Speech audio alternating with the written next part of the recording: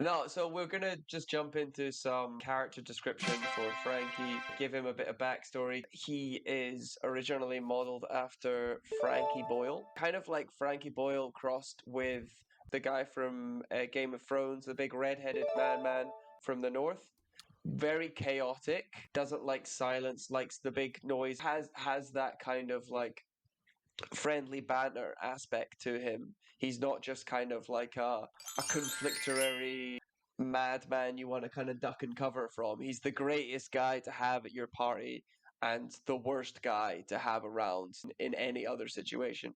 Problem is, he just loves a party way too much. And part of the reason, jumping a little bit into his backstory, is the loss of his wife. His wife was the one who kind of anchored him and kept him stable while also enabling him. Kind of one of the only people who could put him in line a little bit. But she died, and ever since, he's just kind of been spiraling, trying to get away from the silence. Chris, do you want to take over? Yeah, yeah, that is my specialty. Uh, the prime direction I want to give with Frankie is that I think if we're not careful, it could become like he's just a big loudmouth. That he's just loud and that's his character. He's the kind of guy that doesn't need to shout because his default volume is always at like 9.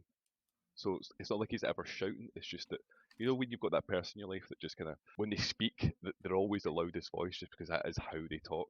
You can hear their voice just above anyone else's, and I think having that as a good benchmark is wise. There's a sort of volatility to Frankie.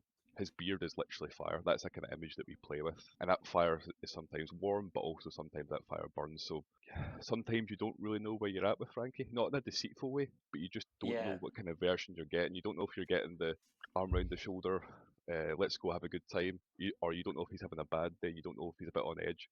You don't know if he'll snap. Not in a particularly malicious way, but sometimes those emotions will be a bit too much that day, and he can't like bury it as well. And his voice, feeling that sort of volatility in his voice as well as the loudness, I think that's maybe the two sort of levers or the two levels that I'm trying to reach for.